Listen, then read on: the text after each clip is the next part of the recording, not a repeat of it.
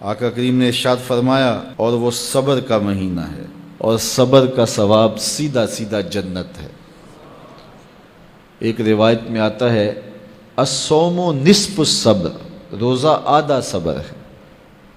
تو روزہ رکھ کر کے یہ دولت حاصل کی جا سکتی ہے۔ وشہر المواسات، اور یہ ایک دوسرے کے ساتھ محبت کرنے کا، باہمی تعاون کرنے کا، الفت و رافت کے ساتھ پیش آنے کا مہینہ ہے۔ وشہر یزاد فیہ رزق المومن، اور یہ ایسا بابرکت مہینہ ہے جس میں مومن کا رزق بڑھ جاتا ہے، مومن کے رزق میں اضافہ ہو جاتا ہے۔ وہ نعمتیں جو عام ایام میں اسے نصیب نہیں ہوتی، اس مہینے میں اسے نصیب ہو جاتی ہیں۔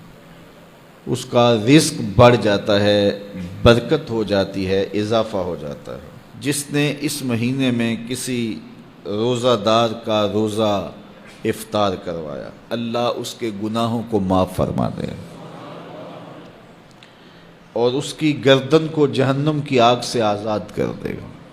یہ برکت ہے اس مہینے میں کسی کو روزہ افطار کروانے کی۔ کہتے ہیں ہم نے حضور کی بارگاہ میں عرض کی، حضرت سلمان فارسی کہتے ہیں حضور ہم میں سے سارے لوگ تو یہ استطاعت نہیں رکھتے کہ وہ کسی کو روزہ افطار کروائیں، یہ تو پھر امراء ہی بازی لے جائیں گے کہ وہ روزہ افطار کروائیں گے، تو ہم لوگ تو جو اس قابل نہیں ہیں، غرباء ہیں، وہ تو پھر کسی کو روزہ افطار کر کے یہ والا ثواب نہیں کما سکیں گے۔ تو جب حضرت سلمان فارسی نے یہ کہا تو رحمت عالم نے کیا جواب دیا، سنیے۔ فرمایا کہ اللہ تعالیٰ یہ ثواب اسے بھی عطا کرے گا جو دودھ کے ایک گھونٹ سے، ایک چھہارے یا کھجور سے، یا پانی کے ایک گلاس سے کسی کو افطار کروائے، اللہ اسے بھی یہ ثواب عطا فرمائے۔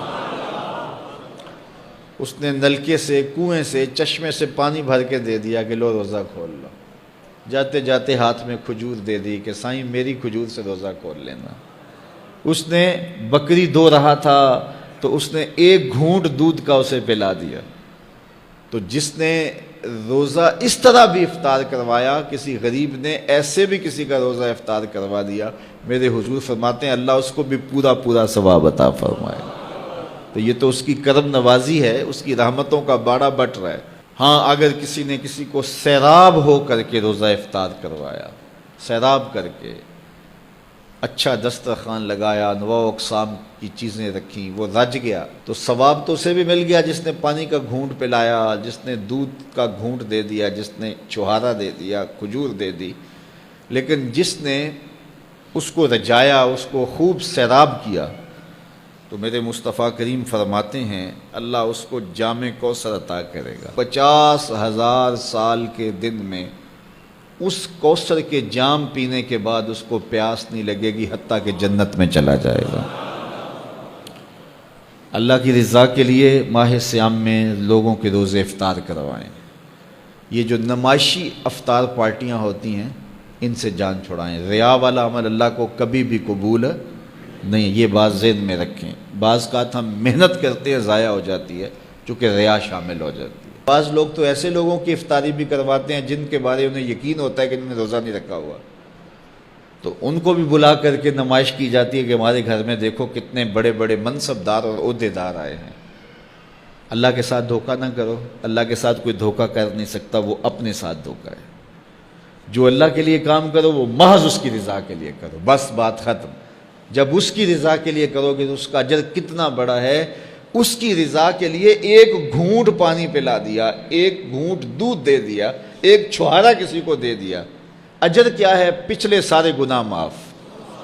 کتنا بڑا اجر ہے، اللہ اکبر۔ لیکن قربانی دی، جان دی، رگوں کا خون نچڑ گیا راہ خدا میں، لیکن یہ تھا میری ناموری بھی ہوگی، تو یہ سب کچھ برباد۔ تو جو بھی عمل کرو محض اس کی رضا کے لیے کرو، اپنے عمل کو ناخالص نہ ہونے دینا، اپنے عمل کو خالص رہنے دینا، یہی اللہ کو پسند ہے اور وہ خالص عمل کو ہی قبول کرتا ہے۔